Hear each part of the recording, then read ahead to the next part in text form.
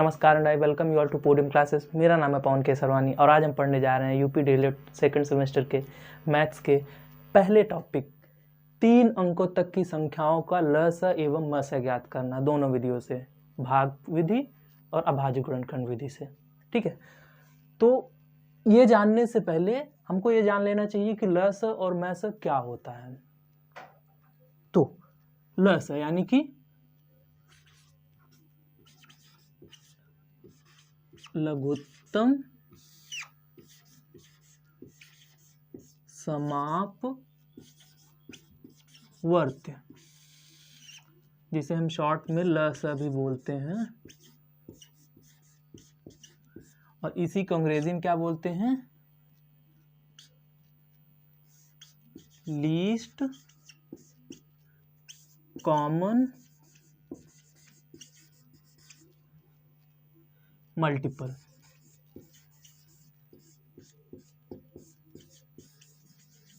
और शॉर्ट में इसे बोलते हैं LCM।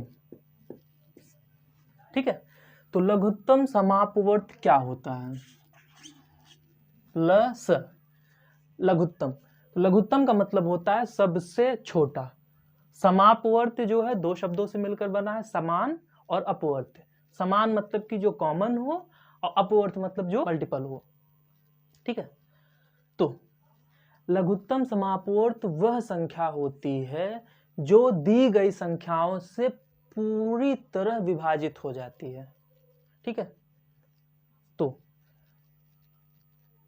लघुत्तम समापवर्त्य वह छोटी से छोटी संख्या होती है जो दी गई संख्याओं से पूरी तरह से विभाजित हो जाती है, उसे हम क्या बोलते हैं? लघुत्तम समापवर्त्य। हाँ, तो अब जान लेते हैं लघुत्तम समापवर्त्य, एग्जाम्पल जान लेते हैं। जैसे मान लीजिए कोई संख्या है, जैसे मान लीजिए 2, 4, 8 का लस बताइए।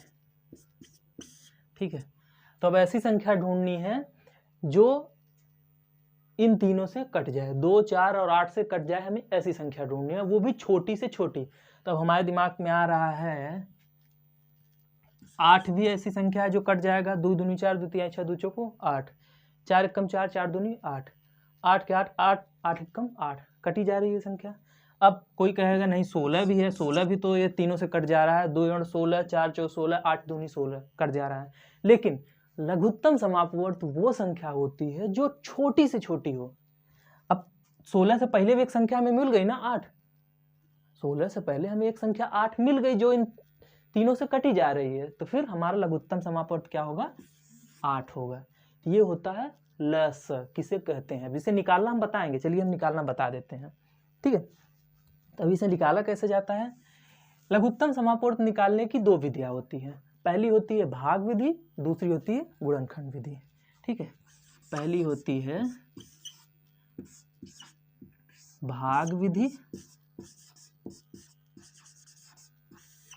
और दूसरी होती है अभाज्य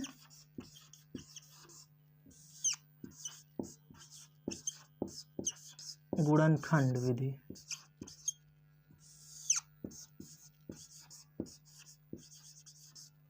ठीक है, पहली होती है भाग विधि, दूसरी होती है अभाज्य गुणनखंड विधि। तो हम बताते हैं पहले आपको भाग विधि के बारे में, भाग विधि क्या होती है। ठीक है, तो भाग विधि वाला क्या होता है? 3 संख्याएं हैं, 2, 4 और 8 का। तो हम ऐसे लिख लेते हैं इन तीनों को भाग विधि में। अब ऐसी छोटी से छोटी संख्या खोजिए जिससे कोई कट जाए। तो सबसे छोटी संख्या क्या है? 2, 2 से कट जाएगा, 2 एकम 2, कट गया, 2 दूनी 4, 2 चौका 8। तो ऐसे लिख लिया, जितनी बार जाएगा वो नीचे लिखते जाते हैं। ठीक है, अब ऐसी संख्या खोजिए जिससे कोई कट जाए, सब छोटी छोटी संख्या। 2 से ये भी कट जाएगा, तो हम यहाँ 2 लिखते हैं। 1 आ गया तो 1 को ऐसे ही उतार देंगे सेम, 2 एकम 2, ये भी 1 हो गया, 2 दूनी 4। अब फिर कोई ऐसी संख्या ढूंढिए, वो भी होगा 2 से कटेगा।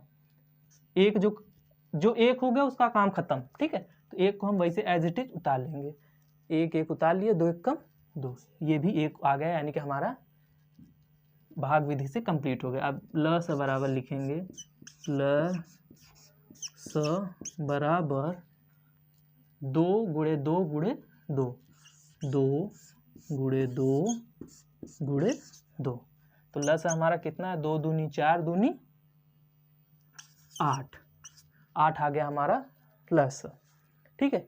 ये आया है भाग विधि से, ये जो बनता है ये भाग विधि है, ठीक है। अगला आते हैं हम गुणनखंड विधि पे, अभाज्य गुणनखंड विधि। अब देखिए गुणनखंड विधि क्या होती है। गुणनखंड विधि में इधर लिख देते हैं गुणनखंड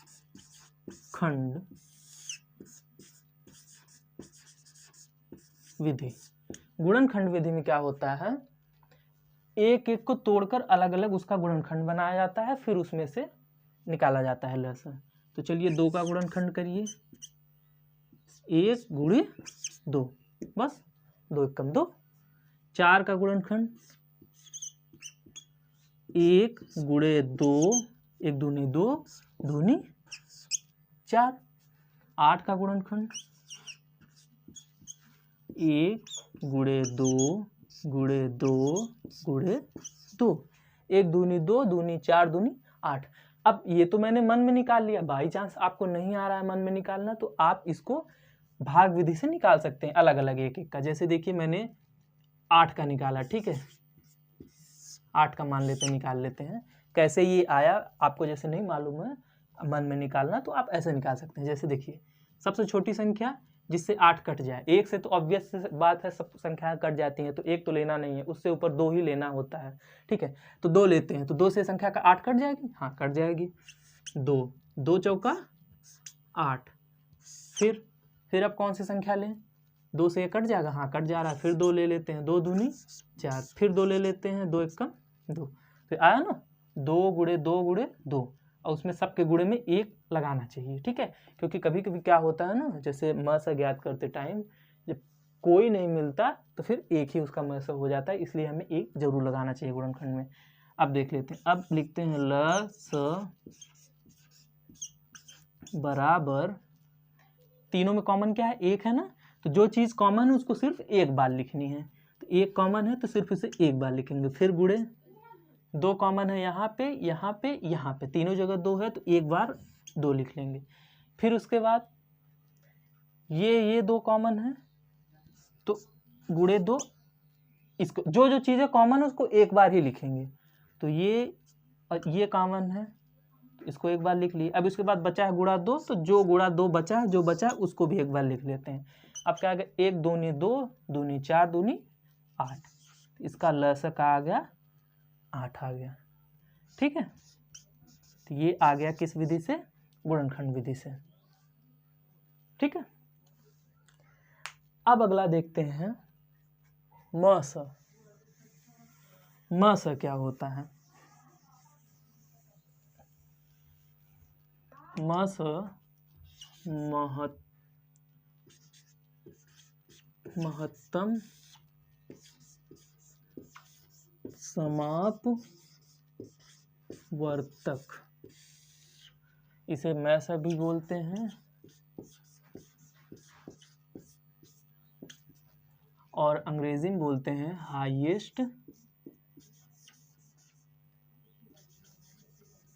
हाईएस्ट कॉमन फैक्टर,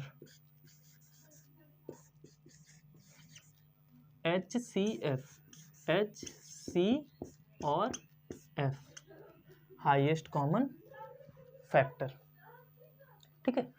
तो महत्तम समापवर्त वह बड़ी से बड़ी संख्या होती है जो दी गई संख्याओं को पूरी तरह से विभाजित कर देती है, ठीक है।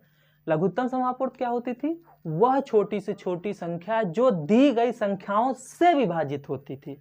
लेकिन महत्तम समापवर्त वह संख्या है जो दी गई संख्याओं को विभाजित करती है, ठीक है। ल से विभाजित होता था, अब महत्तम जो है म से विभाजित करता है।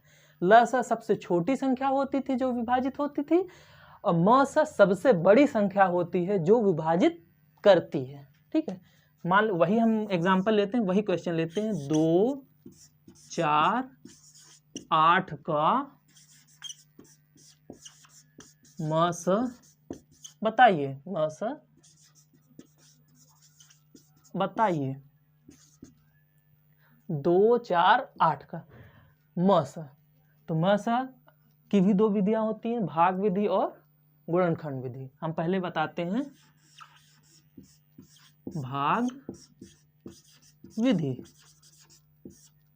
तो भाग विधि में क्या करना होता है, भाग देना पड़ता है।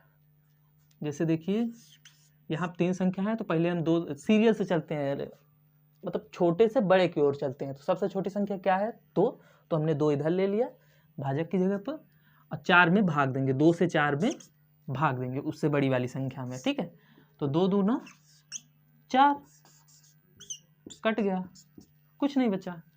अब उसके आगे देखते हैं, फिर हम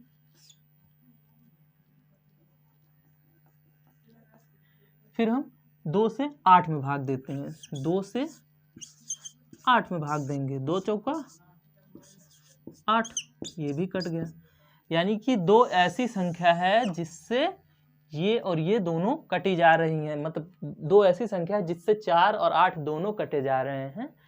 तो इसलिए क्या होगा, यही इसका म स होगा। तो 2, 4, 8 का म स क्या होगा, 2 होगा। ठीक है, तो 2, 4, 8 का म स क्या होगा, 2 होगा। ये है हमारी भाग विधि। भाग विधि में भाग दिया जाता है, सबसे पहले सबसे छोटी संख्या लीजिए, उस छोटी संख्या से उससे बड़ी वाली संख्या में भाग दीजिए। तो हमने 2 लिया, उससे बड़ी संख्या 4 थी, तो उसमें हमने भाग दिया, 2 दूना 4, कट के यहाँ खत्म हो गया। फिर हमने उससे बड़ी वाली संख्या 4 का काम खत्म हो गया, 4 कट गया। फिर उसके बाद 2 से हमने भाग दिया 8 में, तो 2 चौका 8, ये भी कट गया। यानी कि 2 ऐसी संख्या है जो दोनों को काट रही है, और इन तीनों में सबसे छोटा क्या है, 2 ही है। इसलिए हमारा म स क्या हुआ, 2 आया। ये हुआ भाग विधि। अब इसके बाद आते हैं गुणनखंड विधि में, अभाज्य गुणनखंड विधि।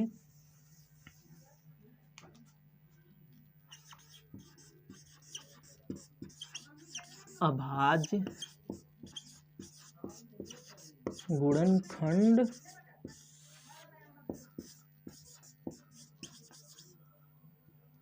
अभाज्य गुणनखंड विधि में आते हैं। वो कैसे होता है, वही हमको गुणनखंड निकालना पड़ेगा। तो 2 का गुणनखंड क्या होगा, 1 × 2, 2 एकम 2। 4 का गुणनखंड क्या होगा, 1 × 2 × 2, 1 दूना 2 दूनी 4। 8 का गुणनखंड क्या होगा, 1 दूना 2 दूना 4 दूना 8।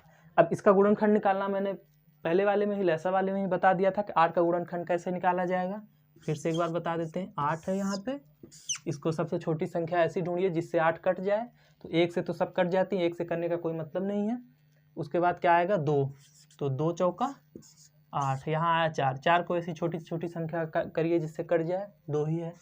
2 दूना 4, यहाँ 2, 2 एकम 2, तो 2 गुणे 2 गुणे 2, 2 गुणे 2 गुणे 2, और 1 रहता ही है। अब इसका म स क्या है, म स क्या है, म स में वही चीजें इसमें लिखी जाएंगी जो चीजें कॉमन है। ल स में क्या था, जो कॉमन थी उसको एक बार लिखते थे, और जो बच जाती थी उसको आगे एज इट इज लिख लेते थे।